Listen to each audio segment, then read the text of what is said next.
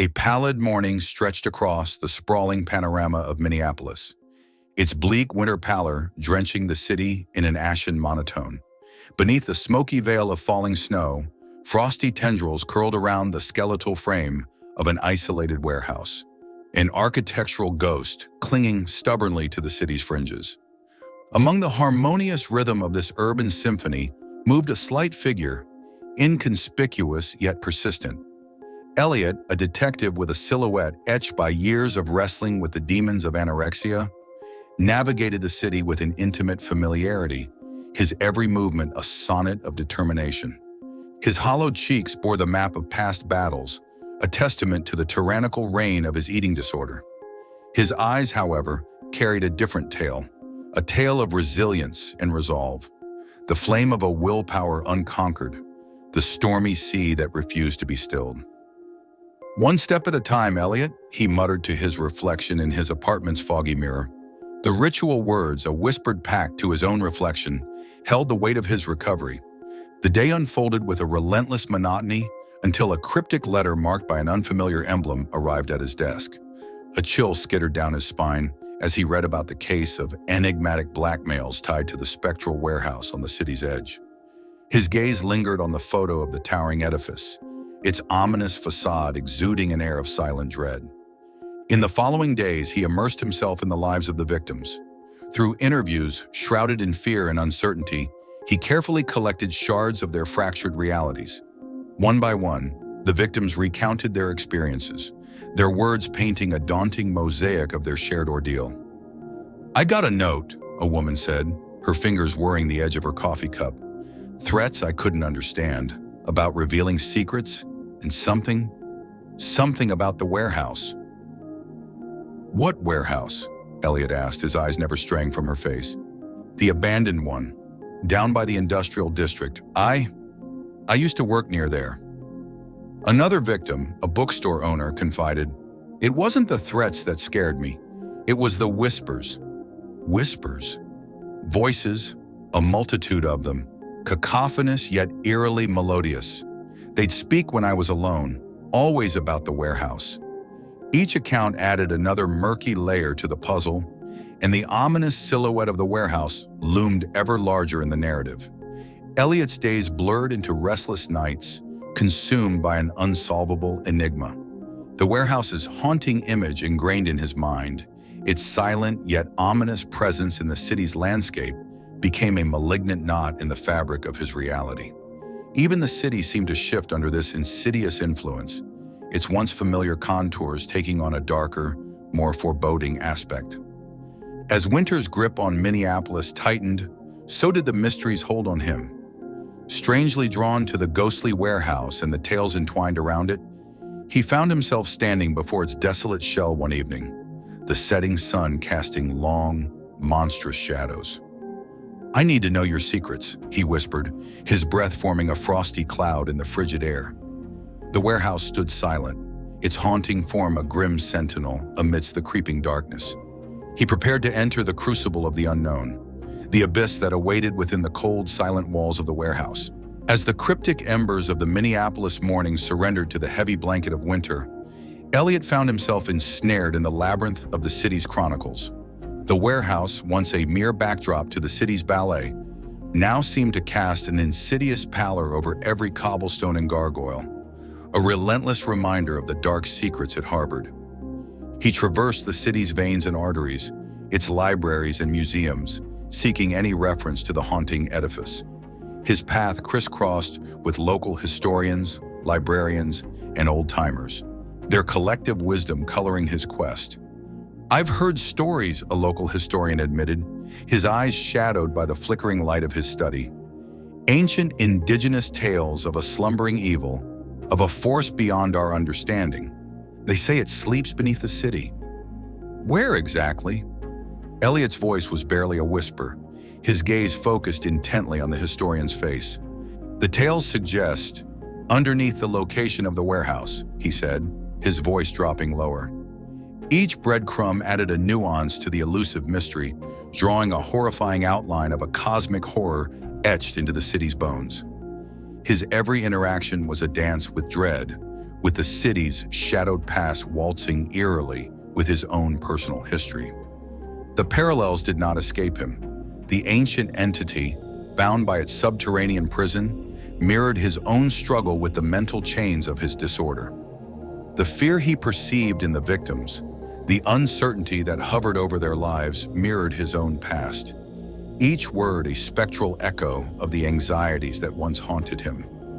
One afternoon, as he found himself poring over a brittle map of the city in the local library, he noticed a peculiar pattern. The victims' places of work, their homes, their haunts, all formed a strange geometric pattern around the warehouse. A shudder ran through him as the unsettling revelation sunk in. For weeks, his world shrank to this cyclical routine: research, interviews, and endless analysis. His existence revolved around the enigma of the warehouse, the spectral heart of a creeping terror. The city seemed to grow colder, darker, its once bustling streets echoing with whispers of the past and the fear of an uncertain future. One night, after another exhausting day of dead ends and riddles, he dreamt of the warehouse. In his dreamscape, the building was alive, its structure pulsating with a palpable malevolence. He woke up in a cold sweat, the vivid memory of the nightmare still lingering. In the bleak silence of the pre-dawn, he made a decision. As the first rays of a hesitant winter sun pierced through the morning fog, he found himself standing before the silent monolith of the warehouse. His gaze wandered over its decaying facade, his mind a whirlpool of anticipation and fear. "I've heard your call," he murmured, his breath forming frosty patterns in the cold air. His fingers trembled as he reached for the worn-out handle of the warehouse's front door, an ominous portal into the abyss. The wind seemed to hold its breath as he pushed the door open and stepped into the spectral gloom within. He was standing on the precipice of the unknown, teetering on the edge of the abyss as he braced himself to stare back into it. Inside the skeletal frame of the warehouse, the outside world fell away, replaced by an unnatural silence that swallowed sound. The sharp bite of winter became a distant memory, and even the stalwart Minneapolis skyline, looming through the broken windows, seemed but a fading ghost.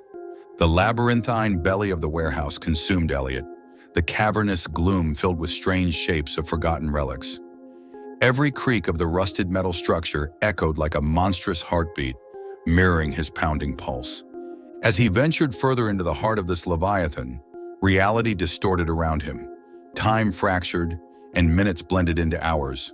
Corridors stretched and contracted, creating an ever-changing maze, a physical echo of the psychological labyrinth he'd been traversing.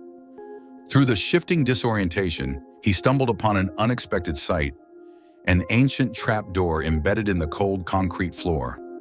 Its rusted metal handles trembled under his touch, releasing an echo of dread that reverberated through the eerie silence.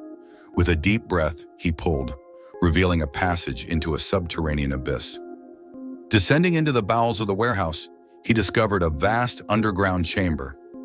In its haunting silence, the dim, phosphorescent glow of bioluminescent fungi cast an uncanny illumination on the age-old murals, depicting grotesque forms of cosmic horrors. The weight of the dread that had clung to his soul suddenly solidified as a terrible revelation unfolded. The ancient entity, a grotesque mass of spectral shapes, shadowed and indistinct, emerged from the chamber's dark corners. Its voice, a dissonant chorus, seemed to seep from the walls themselves. "I can free you, Elliot," it whispered, its multitude of voices a terrifying melody. "Free you from your fears, your past. All I ask for is freedom in return." Torn between terror and the seductive promise of the entity, he found himself at the mercy of his internal battle. His history of struggles, the whispers of his disorder, echoed in the entity's insidious voice. A dizzying darkness encroached on the edges of his vision, the warehouse spinning around him as he fell into a dream-filled unconsciousness. He got lost in the throes of the entity's influence, his unconscious form sprawled on the cold, ancient floor of the subterranean chamber, his mind teetering on the edge of a terrifying precipice. His journey through the darkness of the warehouse led him to confront the darkness within, preparing him for the ultimate confrontation yet to come. In the deathly silence of the cosmic entity's lair, Elliot stirred. His dreams had been a theater of haunting visions, the entity's promises entwined with fragments of his own memories, a dreadful mirage of his past struggles. As he blinked open his eyes, the icy realization dawned on him. The entity's power stemmed from despair and fear. His despair, his fear. The realization sparked a defiant courage within him. His past, marked with trials and tribulations, was not a weakness to be exploited, but a testament to his resilience. As he staggered to his feet, the gloomy confines of the warehouse seemed less daunting, the spectral chorus of the entity less overwhelming. "No," he murmured, his voice barely audible yet resolute. "I won't let you use my fears. My past is not your weapon." The entity recoiled, its shadows shimmering with surprise. "You cannot deny your fears, Elliot. They define you." "But I can accept them," he countered, his words echoing in the subterranean chamber. "They're part of me, part of my journey. They've made me who I am, and they don't control me anymore." The moment hung in balance, the very air seeming to hold its breath as he stood his ground. The entity, for the first time, faltered. Its form wavered, its voice grew softer, its presence less oppressive. As Elliot faced his fears, embraced his past, the entity's grip over him weakened. Drawing strength from this shift, he ascended back to the main warehouse, the entity's whispering echoes trailing him. In the heart of the spectral edifice, he broke the cycle of terror that had ensnared the city. He reached out to the victims, his voice steady as he shared his revelations, his acceptance of his past. He spoke of the strength he found in acceptance, the power to face the entity, to face their own fears. Their combined resilience starved the entity of its power, and the city of Minneapolis breathed a collective sigh of relief. The warehouse, once an epicenter of dread, stood silent, its grim facade devoid of the spectral pallor. As winter gave way to the hopeful tendrils of spring, Elliot found himself standing before the warehouse one last time. This time, he felt no fear, only a sense of closure. "You're a part of my journey," he whispered, his breath warm against the lingering winter chill. "A chapter I've overcome." And so the final chapter closed with his triumph over not just the cosmic horror, but also his own internal demons. His journey through the labyrinthine darkness of the warehouse led him towards the prevailing light of acceptance and resilience.